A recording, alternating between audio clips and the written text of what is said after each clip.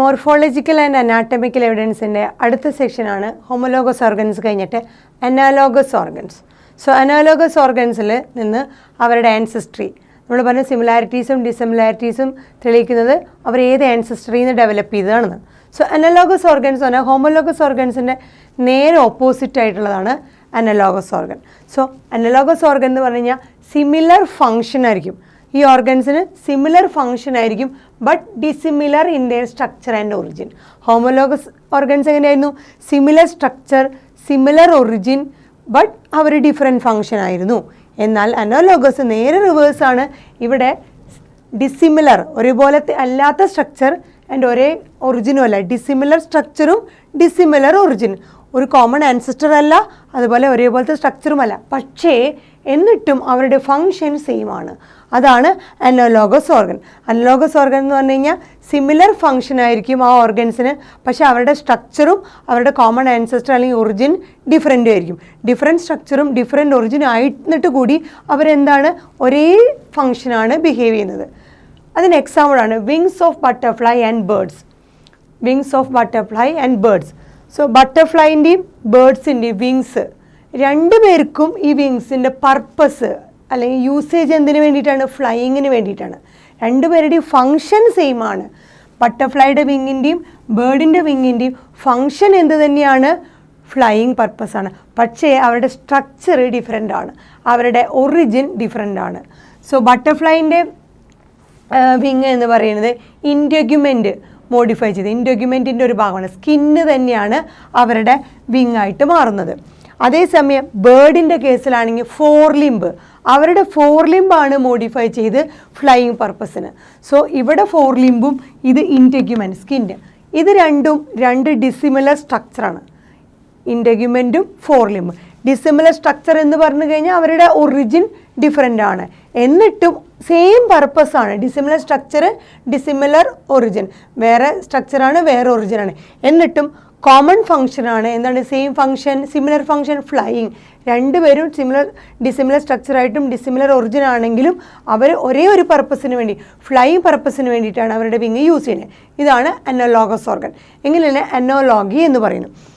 Different structures evolve same function. വേറെ വേറെ സ്ട്രക്ചറാണ്, വേറെ വേറെ ഒറിജിനാണ്, പക്ഷേ അവർ ഒരേ ഫങ്ഷന് വേണ്ടി ഇവോൾവ് ചെയ്ത് വരുന്നു. അവർ ഒരേ ഫങ്ഷന് വേണ്ടി ആ ഡിസിമിലർ സ്ട്രക്ചർ ഒരു പെർട്ടിക്കുലർ എൻവയോൺമെൻറ്റൽ കണ്ടീഷൻസിൽ അവരുടെ നീഡ് ഒരേ ഫങ്ഷനായി മാറുന്നു, വേറെ വേറെ സ്ട്രക്ചർ ആയിട്ട് കൂടി. വേറെ എക്സാമ്പിളാണ് eyes of octopus and mammal.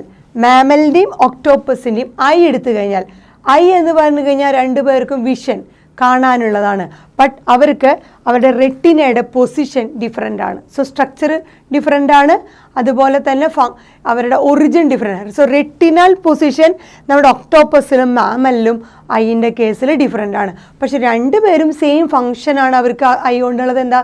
Vision, കാണുക എന്നുള്ളത്. പിന്നെ ഉള്ളത് വേറെ എക്സാമ്പിളാണ് analogous organ. Flippers of penguin and dolphin. പെൻഗിൻ്റെയും ഡോൾഫിൻ്റെയും ഫ്ലിപ്പേഴ്സ്, അവർക്ക് രണ്ടുപേർക്കും സെയിം ഫങ്ഷനാണ്. പിന്നീട് പ്ലാന്റിൻ്റെ എക്സാമ്പിൾ പറയുകയാണെങ്കിൽ സ്വീറ്റ് പൊട്ടറ്റോ ആൻഡ് പൊട്ടറ്റോ.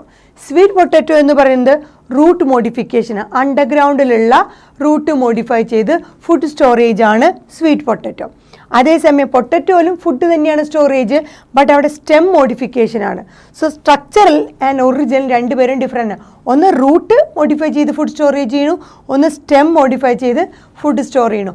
രണ്ടിൻ്റെ ഫങ്ഷൻ എന്താണ്? റൂട്ട് ആയിക്കോട്ടെ സ്റ്റെം ആയിക്കോട്ടെ ഒരേ ഫങ്ഷനാണ് അവർ ചെയ്യുന്നത്. എന്താണ്? Food storage. So dissimilar structure അതുപോലെ dissimilar origin. So root stem modification ആണ്, പക്ഷേ രണ്ടുപേരുടെയും ഫങ്ഷൻ എന്താണ്? Food storage. Root modification, stem modification.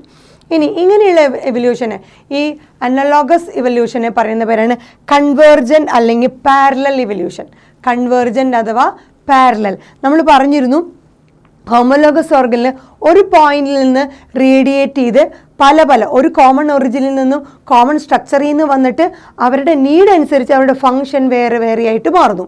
So ഒരു സ്ഥലത്തു നിന്ന് ഡൈവേർട്ട് ചെയ്ത് പോയിട്ടാണ് ആ എവല്യൂഷൻ ആയിരുന്നത്. ഏത്? ഹോമോലോഗസ്. അതിന് നമ്മൾ എന്താ പറയുക? Divergent evolution. സോ ഇത് നേരെ തിരിച്ചാണ്, പല സ്ഥലത്തുനിന്ന് വന്നിട്ട് ഒരു പോയിന്റിൽ കൂട്ടിമുട്ടുന്നു, അപ്പോൾ അത് എന്ത് എവല്യൂഷൻ ആവും? അതാണ് കൺവേർജൻറ്റ് അഥവാ പാരലൽ എവല്യൂഷൻ.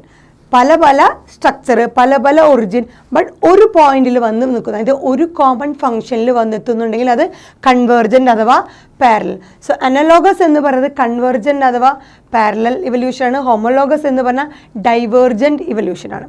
ഇനി പറയുന്നത് സിമിലർ. എന്താണ് ഈ പറഞ്ഞ കൺവേർജൻ്റ് ഇവല്യൂഷൻ ഒന്ന് എക്സ്പ്ലെയിൻ ചെയ്യുകയാണെങ്കിൽ, സിമിലർ ഹാബിറ്ററ്റ്, ഒരേ ഹാബിറ്ററ്റിൽ അവർ വരുമ്പോൾ resulted in selection of similar adaptive features.